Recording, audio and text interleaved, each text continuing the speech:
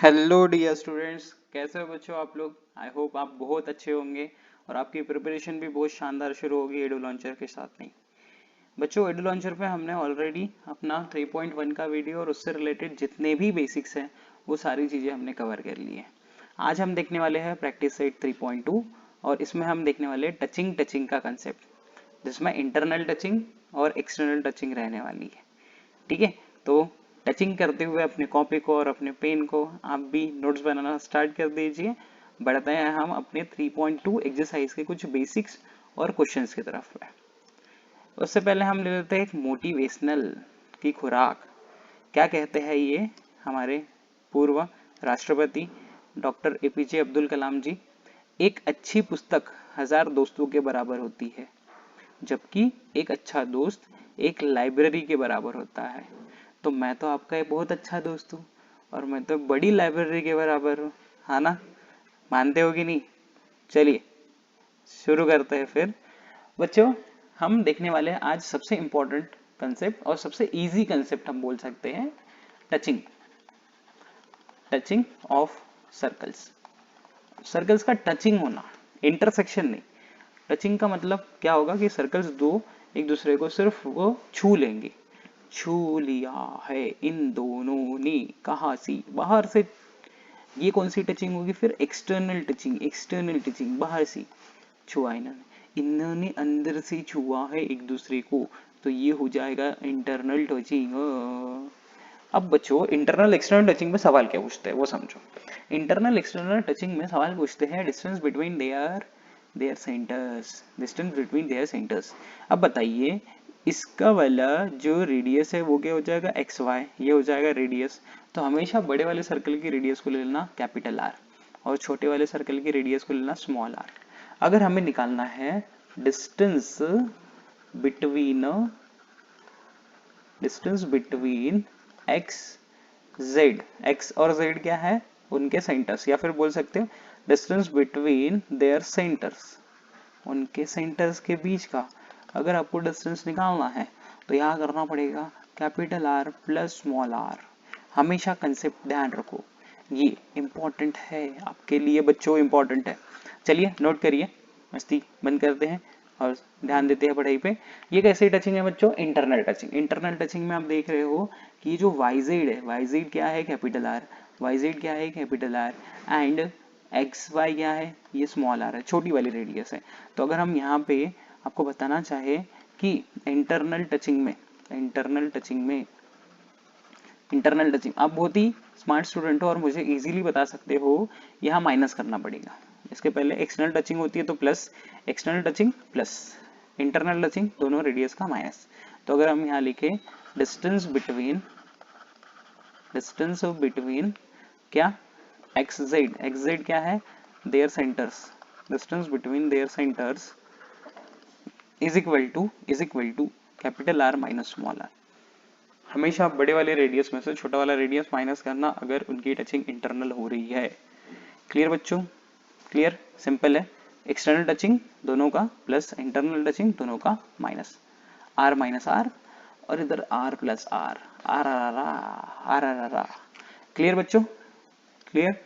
चलिए, तो हमारे पास पहला सवाल हमारी स्क्रीन पे ये रहा कि to circles having radius 3.5 centimetre and 4.8 centimetre, ये एक दूसरे को टच कर रहे हैं, ये एक दूसरे को टच कर रहे हैं, ये एक दूसरे को टच कर रहे हैं। तो पहले हम क्या लिखेंगे, let let the the radius of larger circle, larger circle is equal to capital R, and ये हो जाएगा 4.8 centimetre, 4.8 centimetre. Clear. Then second, the radius of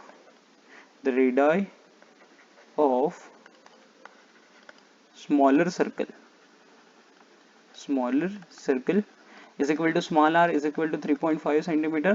To find out what we have to find out, chapati, what we have to find out, distance between their centers, distance between their centers, distance between their centers, distance between their centers.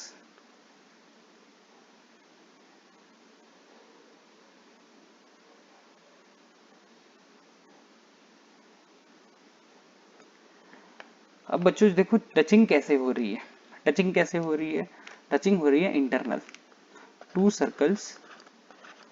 Circles touching internally, therefore distance between their centers is equal to r minus r।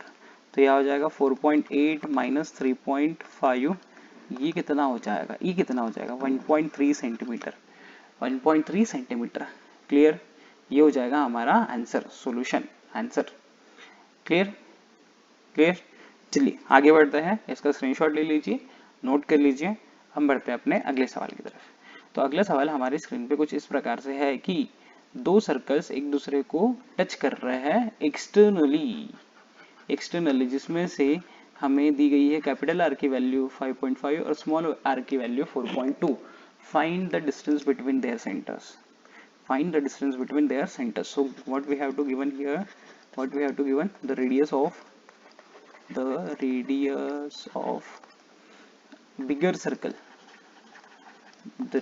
bigger circle, ये है 5.5 centimetre, and the radius of smaller circle is equal to 4.2 centimetre. इसको हम कहेंगे capital R, इसको कहेंगे हम small R, and two circles touching externally, ये बाहर से एक दूसरे को टच कर रहे हैं, बाहर से टच कर रहे हैं। To find out distance between their centres. अभी कुछ बच्चों को क्या लगेगा कि ये कैसे सर पढ़ा रहे हैं, हाउ बोरिंग दिस इज, लेकिन बच्चों आपको एग्जाम में इसी तरीके से लिखना। आपके मन में भले आंसर आ गया कि हम दोनों को ऐड कर लेंगे, लेकिन ऐसा नहीं है। आपको एग्जाम में मन की बात नहीं चलती है, वहां पे पेन की बात चलती है। आप जो पेन से लिख रहे हैं वो चेक किया जाएगा, इसलिए पूरा लिखना पड़ेगा। सो देयरफॉर यहाँ लिखेंगे distance between their centres is equal to r plus R. तो यहाँ जाएगा 5.5 प्लस 4.2, ये हो जाएगा 9.7 सेंटीमीटर, 9.7 सेंटीमीटर। क्लियर बच्चों, क्लियर। चलिए हम बढ़ते हैं अपने अगले सवाल की तरफ। दो सर्कल्स की जो रेडियाई है वो 4 सेंटीमीटर है और 2.8 centimetre. Draw figure of these circles touching each other. इन दोनों की फिगर निकालना है, इन दोनों की फिगर निकालना। तो यहाँ लेट ले देते हैं, let the radii of bigger circle, ये हो जाएगा capital R 4 centimetre. The radii of smaller circle, छोटे वाले सर्कल की स्मॉल आर 2.8 सेंटीमीटर। हमें इन दोनों की क्या करना है, फिगर निकालना है, डायग्राम निकालना है। यहाँ पे देखिए बच्चों, यहाँ पे मैं समझा देता हूँ, आप अच्छे तरीके से इंस्ट्रूमेंट का यूज करके इसको डायग्राम को निकाल लीजिएगा। बहुत ही इजी कंसेप्ट है, बहुत ही इजी। सबसे पहली चीज क्या करना है, आपको एक्सटर्नली निकालना है। एक्सटर्नली निकालने के लिए आप करो इनके डिस्टेंस के लिए distance between their centres is equal to r plus R. ये कितना हो जाएगा 4 प्लस 2.8, 6.8 सेंटीमीटर। आप क्या करो, एक लाइन निकालो 6.8 की। सुनो अच्छे से बच्चों, सुनो, ध्यान दो इधर। 6.8 की एक लाइन निकालिए बच्चों। यहाँ पे दे दीजिए कोई एक पॉइंट O और यहाँ पे दे दीजिए कोई पॉइंट P। देन O मान लीजिए बड़े वाले सर्कल के लिए है, O मान लीजिए बड़े वाले सर्कल के है। इसके बाद में 4 सेंटीमीटर रेडियस लेके, 4 सेंटीमीटर ही क्यों, क्योंकि 4 सेंटीमीटर यहाँ पे दिया हुआ है। तो 4 सेंटीमीटर का डिस्टेंस लेके डिवाइडर में एक सर्कल ड्रॉ कर लीजिए। तो यहाँ कुछ ऐसा सर्कल में निकाल देता हूँ, आप अच्छे से सारी चीजें नोट करके निकालिएगा, ठीक है। आप अच्छे से सारी चीजें निकालिएगा यूज करके अपने सारे डिवाइसेस। नेक्स्ट आ जाएगा यहाँ पे रखिए डिवाइडर और 2.8 का एक सर्कल निकाल लीजिए और देखिएगा कि दोनों सर्कल्स कुछ इस तरीके के दिखेंगे।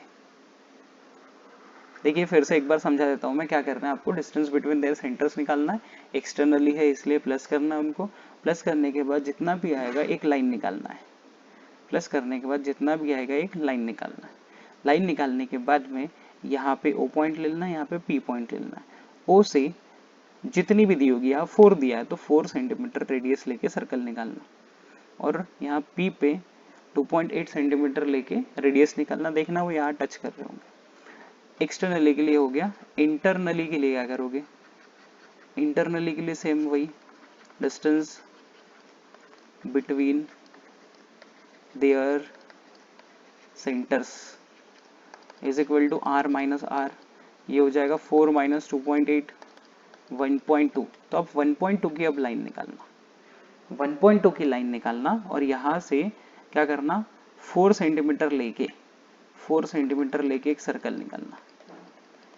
आप अच्छे तरीके से निकाल लीजिएगा। 4 सेंटीमीटर लेके एक लाइन निकालना है। यहाँ पे लेता हूँ 1.2 और फिर एक पॉइंट से रखना, एक पॉइंट पे रखना कहीं पे भी 4 सेंटीमीटर का सर्कल निकाल लेना। दूसरे पॉइंट पे रखना और 2.8 का सर्कल निकाल लेना। ठीक है, इसको अच्छे से समझा देता हूँ मैं। देखिए कोई हार्ड नहीं है, आपको डिस्टेंस बिटवीन देयर सेंटर बहुत इजीली समझ गया होगा।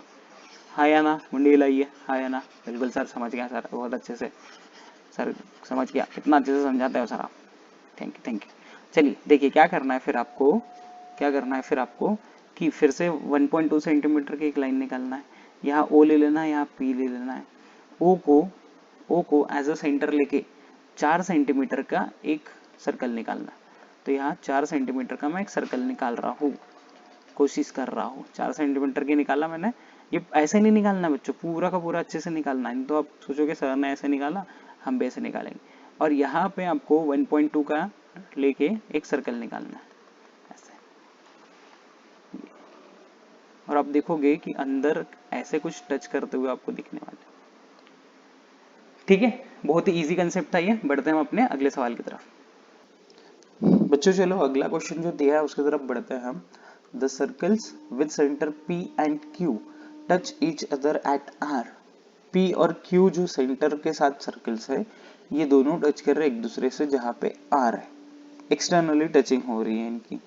A line passing through R, एक लाइन R से पास हुई, वो मीट कर रही है A और B को। एक लाइन R से पास हुई और मीट कर रही है A और B को। पहला सवाल है हमारा कि AP parallel to BQ, AP parallel to BQ। बच्चों सबसे पहली चीज ये ध्यान रखो कि जब भी पैरेलल प्रूफ करना है मतलब आपको 3 एंगल्स में से कोई एक एंगल वहां पे दिखाना है। कौन से 3 एंगल सर? या तो हो सकता है अल्टरनेट एंगल, करस्पॉन्डिंग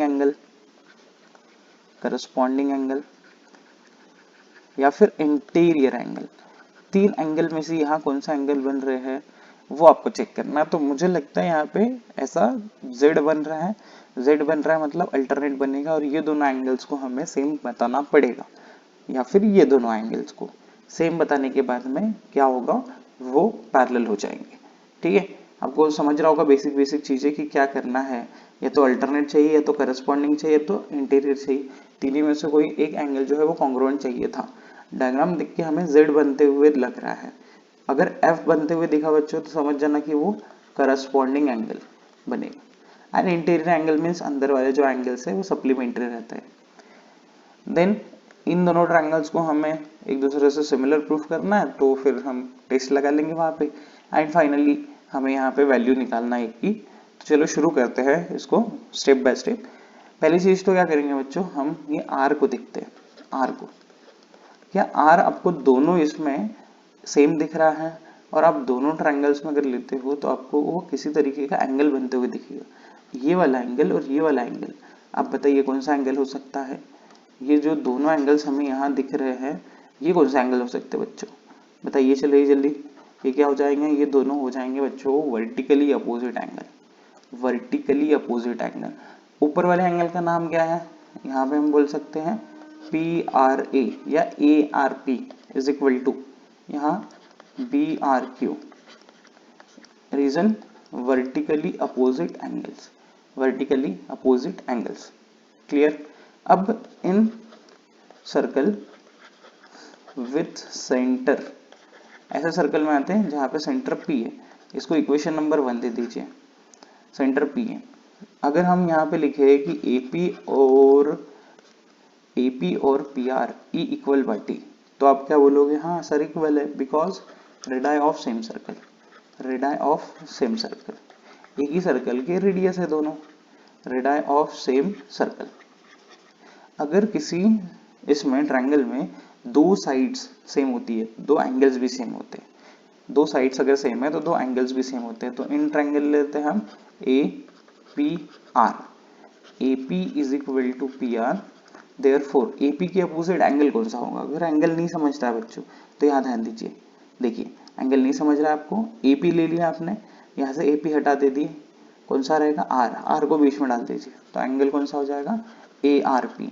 जो साइड है उसके बीच में तीसरा लेटर डाल दो, जैसे यहाँ देखिए P और R साइड है, तो P और R के बीच में A को डाल दीजिए, यहाँ आ जाएगा angle PAR। Clear. I hope आपको अच्छे समझ रहा होगा। जो भी साइड थी, जैसे PA दिया रहता, मान लीजिए PA दिया रहता तो हम R को बीच में डाल देते, AR दिया रहता AR तो P को बीच में डाल देते, जो लेटर नहीं है उसको बीच में डाल देना, वो एंगल्स हो जाते हैं। यहाँ हो जाएगा isosceles triangle theorem, isosceles triangle theorem. अगर दो साइड सेम है तो दो एंगल्स भी सेम होंगे बच्चों, इसी थ्योरम को हम बोलते हैं आइसोसेलेस ट्रायंगल थ्योरम। क्लियर। ये चीज ध्यान रखना, ये चीज अच्छे से ध्यान रखना। इसको आप दे दो सेकंड नंबर। सेम उसी तरीके से circle with centre Q, centre Q, यहां हम बोल सकते हैं क्या, QR और BQ ये सेम है, radius of same circle, radius of same circle. Clear. अगर हम वहां ट्रायंगल ले लेते हैं, मान लीजिए इन ट्रायंगल, कौन सा ट्रायंगल बनेगा यहाँ पे BRQ, तो ट्रायंगल में दो साइड सेम हो गई, QR is equal to BQ, so therefore QR के अपोजिट, अब बताइए बच्चों QR के अपोजिट एंगल कौन सा होगा, Q और R, कौन सा लेटर बचता है, Q और R गया तो B को बीच में डाल दीजिए, तो QBR is equal to BQ अगर है तो बीच में बनाएगा R, तो यहाँ हो जाएगा BRQ, isosceles triangle theorem. Third point, अब तीनों को, फर्स्ट सेकंड और थर्ड को, तीनों का अच्छे से टैली करोगे तो फर्स्ट और सेकंड में, देखिए फर्स्ट और सेकंड में जो सेम है उसको हटा देंगे, क्या सेम दिख रहा है, PRA और या फिर ARP दोनों सेम है, बस लेटर आगे पीछे लिख लिया है, ये सेम है, जो सेम है उसको मत लिखो, जो सेम है उसको मत लिखो, सेकंड में से जो है वो लिख लो, तो सेकंड में क्या बच रहा है ये लिख लेते, फ्रॉम 1 2 एंड 3, फर्स्ट और सेकंड में से जो सेम होंगे इस इक्वेशन में, सेकंड इक्वेशन में, वो नहीं लिखना, सेम क्या नहीं था PAR, तो यहाँ लिख लो PAR is equal to, first और थर्ड कंपेयर करो, फर्स्ट और थर्ड में जो सेम होगा वो थर्ड में से नहीं लिखना है, तो अब देखो यहाँ BRQ है और यहाँ भी BRQ है, ठीक है, क्या बच रहा है फिर QBR, ये बचा। अब आप देख रहे हो ये दोनों ये A एंगल है और ये B एंगल है, और अगर हम देखें तो हमें ये अल्टरनेट एंगल्स दिख रहे हैं, अल्टरनेट एंगल्स अगर दिखते हैं तो वो लाइंस कैसी हो जाती है, पैरेलल, बट यह लिख लेना, बट एंगल PAR एंड बच्चों angle QBR are alternate angles, ये कैसा है, alternate angles, therefore by alternate angle test for parallel lines, क्या हो जाएगा, seg AB parallel to seg BQ। पहला तो हमारा सवाल हो चुका, ठीक है, बहुत इजी था। क्या करना था, तीन एंगल्स लेने थे, तीनों एंगल्स लगा देने थे, और उसके बाद में बोला गया था कि पैरेलल है तो अल्टरनेट एंगल हमें दिखाना था, या फिर करस्पॉन्डिंग दिखता था, या फिर इंटीरियर, तो हमें उसमें से अल्टरनेट दिख रहा था, Z बनते हुए दिख रहा था। क्लियर हो गया। एक बार वर्टिकली अपोजिट ले लेना, इस ट्रायंगल में आइसोसेलेस ट्रायंगल लगाना, इस ट्रायंगल में आइसोसेलेस ट्रायंगल लगाना, तीनों को कंपेयर करना। फर्स्ट और सेकंड को कंपेयर करने के बाद जो सेकंड में कॉमन नहीं है वो लिखो, फर्स्ट और थर्ड को कंपेयर करने के बाद जो थर्ड में कॉमन नहीं दिख रहा है वो लिखो। आपको दिख जाएगा कि ये जो पेयर बनी हुई है वो अल्टरनेट एंगल की पेयर है। क्लियर बच्चों, इसका स्क्रीनशॉट ले लीजिए, इसको नोट कर लीजिए। हम सेकंड इसका क्वेश्चन देखते हैं। तो चलिए बच्चों सेकंड क्वेश्चन जो है उसको देखते हैं हम। क्या बोल रहा है ये कि A P R is similar to triangle R Q B. अब ये तो क्वेश्चन बहुत आसान हो चुका है क्योंकि ऑलरेडी हम कुछ चीजें इसकी कवर कर ली है। तो अगर आप देखोगे तो आर को आपने ऑलरेडी बता दिया है कि ये सेम है, ये दोनों जो आर है दोनों ट्रायंगल में ये ऑलरेडी सेम है। इसके through by vertically opposite angle, तो हम यहाँ लिख लेते हैं क्या, in triangle A P R and triangle R Q B angle, यहाँ आर को बीच में डालो, A R P is congruent to angle कौन सा, आर को बीच में डालो, B R Q vertically opposite angle. और उसके बाद में हमने ये देख लिया है, ई देख लिया है कि जो ये एंगल है, angle P A R is congruent to angle R B Q from, जो हमने लास्ट में निकाला था उसको इक्वेशन नंबर 4 दे दीजिएगा, फ्रॉम 4। अगर दो एंगल सेम है तो क्या बोल सकते हो, देयरफॉर बाय कौन सी टेस्ट लगाएंगे, A test for similarity, A test for similarity. अगर दो एंगल सेम है तो आप ए टेस्ट फॉर सिमिलैरिटी लगा सकते हो बच्चों। तो ए टेस्ट फॉर सिमिलैरिटी हमने लगा दिया, therefore triangle A P are, therefore triangle APR, therefore triangle APR triangle APR ये सिमिलर हो जाएगा ट्रायंगल RQB से। आपको दो साइड, दो एंगल, दो तीन साइड्स, तीन एंगल ऐसे चाहिए रहता है। अगर दो सेम है तो तीसरा भी सेम होगा बाय एंगल सम प्रॉपर्टी, इसलिए सिमिलरिटी में ए टेस्ट आप लगा सकते हो। क्लियर बच्चों, चलिए थर्ड क्वेश्चन क्या किया गया है वो देख लेते हैं एक बार हम लोग। एंगल आर क्यू बी निकालिए अगर पी ए आर की वैल्यू कितनी है 35। अगर बच्चों पी ए आर की वैल्यू 35, पी ए आर की वैल्यू ये वाली वैल्यू कितनी है 35 है, तो ई वाला वैल्यू भी 35 होगा, ई वाला वैल्यू भी 35 होगा क्योंकि आइसोसेलेस ट्रायंगल थ्योरम लगेगा यहाँ पे। अगर एक ट्रायंगल में यहाँ पे दो वैल्यूज दे दी गई है, तीसरा कैसे निकालेंगे बताइए, एंगल सम प्रॉपर्टी से, ठीक है। चलिए यहाँ पे हम लिखते हैं कि पी ए आर अगर दिया है, P A R is equal to क्या हो जाएगा, आर बी क्यू, ये हो जाएंगे कौन से एंगल्स, अल्टरनेट एंगल्स। और आप बोल सकते हैं फ्रॉम 4 आपने ले लिया, फोर्थ इक्वेशन यही था।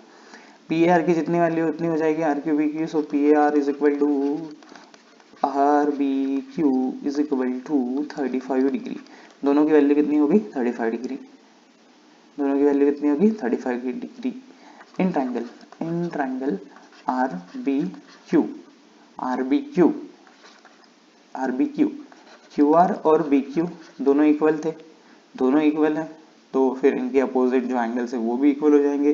क्यू आर के अपोजिट एंगल कौन सा आएगा बी, तो यहाँ पे लिखेंगे हम Q B R is equal to, B Q के अपोजिट एंगल कौन सा आएगा आर, बी और क्यू ये सेम हो जाएंगे, ये दोनों सेम हो जाएंगे और कितना आ जाएगा इनकी वैल्यू 35 डिग्री, क्योंकि इनमें से आर बी क्यू की वैल्यू आगे पीछे लिखा है, आर बी क्यू की वैल्यू कितनी है 35, तो बी आर की वैल्यू कितनी आ जाएगी 35। आप रीजन क्या लिखोगे, आइसोसेलेस ट्रायंगल थ्योरम। तो इस ट्रायंगल में अगर हम देखें in triangle B Q R, angle B plus angle Q plus angle R is equal to 180, तीनों जो एंगल्स है उनकी सम कितनी आएगी 180 डिग्री ऊपर लिख लेते हैं। तो b की वैल्यू कितनी है बच्चों, b की वैल्यू कितनी है 35 डिग्री। क्यू की वैल्यू कितनी है निकालना है सर, निकालना है।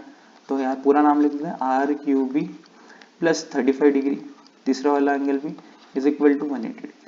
35 ये हो जाएगा 70 plus angle R Q B is equal to 180 degree. Angle R Q B 70 की साइड चेंज कर लिए बच्चों, तो 180 माइनस 70 डिग्री, 180 माइनस 70 डिग्री कितना हो, कितना हो, ये हो जाएगा 110 डिग्री, 110 डिग्री। आई होप आपको बहुत अच्छे से समझ गया होगा। अगर आपको कोई भी प्रॉब्लम जा रही है बच्चों, आप फ्रीली मुझे कमेंट करके बताइए कि क्या दिक्कत आ रही है ऐसे सवाल करने में आपको, ठीक है। इसका स्क्रीनशॉट ले लीजिए, हम बढ़ते हैं अपने अगले सवाल की तरफ। तो नेक्स्ट क्वेश्चन देखिए बच्चों, बहुत ज्यादा आसान क्वेश्चन है, इसको पहले मैं ओरली समझा देता हूँ आपको, देखते हैं कि कितना समझता है। कि हमें यहाँ पे दिए गए हैं कि circle with centre A and B ये एक दूसरे से टच हो रहे हैं, और कैसे टच हो रहा है, ये एक्सटर्नली टचिंग हो रही है, बाहर से टचिंग हो रही है। और एल जो है वो इनका कॉमन टेंजेंट है, दोनों का कॉमन टेंजेंट क्या है, एल, जो कि टच कर रहा है एक जगह सी पे, तो ए वाले सर्कल को टच कर रहा है सी पे, और बी जहाँ पे सेंटर है वहां पे टच कर रहा है डी पे। Find the length of the segment C D, C D की लेंथ निकालनी है अगर अगर रेडियस दोनों की, एक की 4 और दूसरी की 6 दी हुई है, दोनों की रेडियस एक तो 4 एक तो 6 दी है। देखिए सबसे पहले चीज क्या करते हैं, हम डायग्राम में कंस्ट्रक्शन करते हैं। सबसे इजी कंस्ट्रक्शन, यहाँ पे जोड़ते हैं इसको, यहाँ पे जोड़ते हैं इसको, और इधर भी जोड़ते हैं इसको। ये जोड़ दिया हमने, हमें क्या निकालना है, सी डी। सी डी निकालने के लिए हम थोड़ा सा और कंस्ट्रक्शन करते कि सी डी से पैरेलल यहाँ पे ऐसे निकालते, और यहाँ बना लेते एक रेक्टेंगल, यहाँ पे हम ले लेते हैं मान लीजिए एफ, एफ। अब ये वैल्यू कितनी है बच्चों, बी डी, बी डी तो रेडियस हो जाएगी बड़े सर्कल की, और बड़े वाले सर्कल की रेडियस कितनी दी है, 6 सेंटीमीटर, तो ये बी डी कितना हो जाएगा, 6 सेंटीमीटर। और ये ए सी कितना हो जाएगा, 4 सेंटीमीटर, छोटे वाले के लिए दिया है। अगर मैं बोलूँ कि ए सी और डी एफ सेम है, क्योंकि ये रेक्टेंगल है, रेक्टेंगल की अपोजिट साइड कैसी होती है, सेम, तो ये अगर 4 है तो ये भी कितना हो जाएगा, 4, और ये कितना हो जाएगा फिर, ये पूरा 6 था, ये पूरा बच्चों बी डी कितना था, 6, और डी एफ कितना था, 4, तो ये कितना आ जाएगा, 2, और ये कितना आएगा, एक्सटर्नल टचिंग के कंसेप्ट से निकाल लेंगे तो 10। इस ट्रायंगल में पाइथागोरस लगा दिया तो ए एफ मिलेगा, और ए एफ की अपोजिट साइड कौन सी है, सी डी। वाह सर वाह, वाह जी सर। चलिए तो यहाँ पे लिखते हैं हम given, given circle with centre A and B are touch externally, ये एक्सटर्नली एक दूसरे से टच कर रहे हैं। तो इसमें से जो हमें दी गई है A E is equal to A C, ये कितना हो जाएगा, 4 सेंटीमीटर, और B E is equal to B D, ये कितना हो जाएगा, 6 सेंटीमीटर, क्योंकि ये दोनों रेडियस है बच्चों, बी और बी डी ये बड़े वाले के लिए रेडियस है, ठीक है। ये हो गया गिवन हमारे लिए। फिर उसके बाद निकालते हैं हम, फिर उसके बाद करते हैं हम क्या, टू फाइंड लिख लेते हैं पहले, to find out, what we have to find out, what we have to find out, to find out, to find out the value of C D, C D की वैल्यू निकालनी है। Construction कर लेते हैं, कंस्ट्रक्शन क्या क्या करना है हमें, डायग्राम में कंस्ट्रक्शन क्या करना है, join AC and BD, draw a segment AF on BD such that, ऐसे आपको ड्रॉ करना है such that कि क्वाड्रिलेटरल जो बनेगा AFDC is rectangle, AFDC क्या बनना चाहिए, रेक्टेंगल। क्लियर बच्चों, यहां तक समझ गया। चलिए आगे बढ़ते हैं, हम सॉल्व करते हैं इस क्वेश्चन को। तो अगर हम यहाँ पे बच्चों निकालना चाहें ए बी, तो ये बोल सकते हैं A B is equal to क्या होगा, A E plus B E, A plus B, 4 plus 6, ये कितना हो जाएगा, 10 सेंटीमीटर, ये कितना हो जाएगा, 10 सेंटीमीटर। उसके बाद अगर हम लेते हैं क्या, क्या लेते हैं, क्या लेते हैं, C A is equal to D F, ये कितना हो जाएगा, 4 सेंटीमीटर। Opposite side of rectangle, opposite side of rectangle कैसे रहता है, इक्वल, ठीक है, समझ गया। अगर हम निकालें फिर BD कितना होगा 6 सेंटीमीटर, क्योंकि बड़े वाले सर्कल की रेडियस है। तब बच्चों BF कितना हो जाएगा, BF कितना हो जाएगा sir, BD minus DF 6 minus 4 ये हो जाएगा 2 सेंटीमीटर, 2 सेंटीमीटर। Clear, 2 centimetre.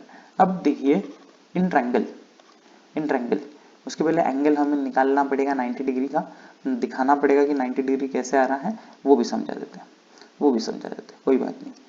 क्या आप बोल सकते हो कि एंगल जो है C वो और एंगल D ये 90 डिग्री का है? रीजन टेंजेंट थ्योरम से, दोनों टेंजेंट थ्योरम से 90 डिग्री के, क्योंकि BD और AC रेडियसेस है और जो ये लाइन जा रही L ये टेंजेंट है, तो दोनों की वैल्यू कितनी आ जाएगी 90 डिग्री। अगर वो वैल्यू 90 आती है तो ये वैल्यू भी 90 आएगी। वैसे रेक्टेंगल के सभी जो एंगल्स रहते हैं वो कैसे रहेंगे 90 डिग्री के। अगर ये 90 है तो अंदर वाला भी 90 हो जाएगा, होगा कि नहीं होगा, होगा कि ना होगा, जरूर होगा सर।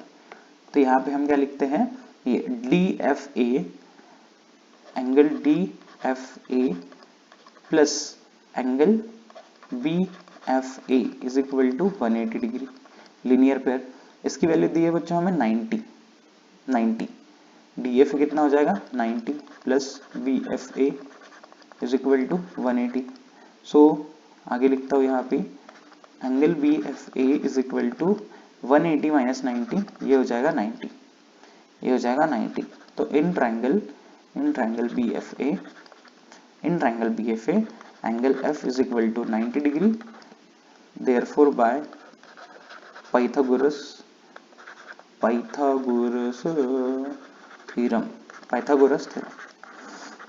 क्या है पाइथागोरस थ्योरम इस ट्रायंगल के लिए? तो इस ट्रायंगल में आप देख रहे हो कि 90 डिग्री का एंगल कौन सा हो रहा है, F हो रहा है। तो सर हाइपोटेनस क्या होगा, AB हो जाएगा, हाइपोटेनस AB हो जाएगा। तो यहाँ पे पाइथागोरस थ्योरम कैसे लगाएंगे बच्चों हम लोग, बताइए। AB का square is equal to AF का स्क्वायर प्लस BF का स्क्वायर।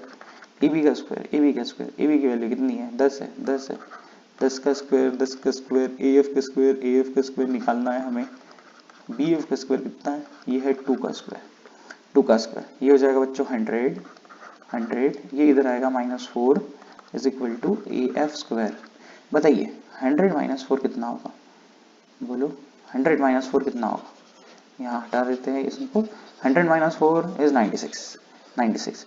तो हमें मिल गया AF का स्क्वायर कितना 96, ठीक है। उसका क्या करेंगे हम, रूट निकालेंगे। AF square is equal to 96, अब उसका रूट निकालते हैं। चलिए आगे क्या है करना हमें, यहाँ AF square is equal to बच्चों 96 आ गया, इसका रूट निकालिए। AF is equal to under root of 96। इसको लिख कैसे सकते हो, अब कैसे लिख सकते हो, इसको आप सिंप्लीफाई करोगे कुछ इस तरीके से, ये 4 के टेबल में आएगा।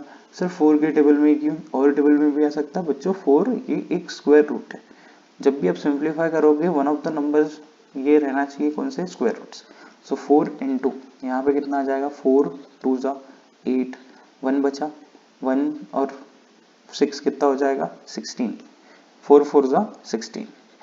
फिर से देखिए 4 बाहर आ गया तो कितना हो जाएगा 2, और यहाँ क्या लिख सकते हो आप 4 इंटू 6। फिर से देखिए 2 बाहर आ गया तो 2 इंटू 2 कितना हो जाएगा 4, क्योंकि ऑलरेडी 2 बाहर है, और ये 4 जब बाहर आएगा तो 2 होगा। क्यों सर 2 ही होगा, क्योंकि 4 का स्क्वायर रूट क्या है बच्चों 2। तो यहाँ आ गया 4√6 सेंटीमीटर, समझ गया। तो AF की वैल्यू कितनी आ रही है बच्चों 4√6 सेंटीमीटर। अब बताइए मुझे कि क्वाड्रिलेटरल AFDC इज का है रेक्टेंगल, इसका है रेक्टेंगल, तो therefore AF is equal to CD E कितना हो जाएगा 4√6 सेंटीमीटर सर। सो हेंस क्या लिखोगे आप कि CD हमें मिल गया भैया, CD कितना आ गया CD, हेंस CD कितना आ गया 4√6 centimetre, 4√6 centimetre.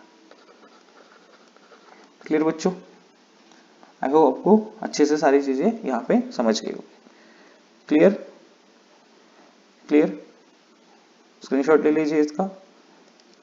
So thank you so much बच्चों फॉर वॉचिंग। आई होप मैंने बहुत सारा ट्राई किया है आपको सारे डाउट्स, सारे जो चीज़ें हैं वो क्लियर करने का। अगर उसमें कोई कमी होगी तो आप कमेंट करके मुझे बताइए कि सर मुझे ये नहीं समझा। मैं डेफिनेटली बहुत सारा ट्राई करूँगा उसको क्लियर करने के लिए। ठीक है, टाटा बाय बाय। पढ़ाई करते रहिए, एक्सप्लोर अपना नॉलेज करते रहिए एडो लॉन्चर के साथ में।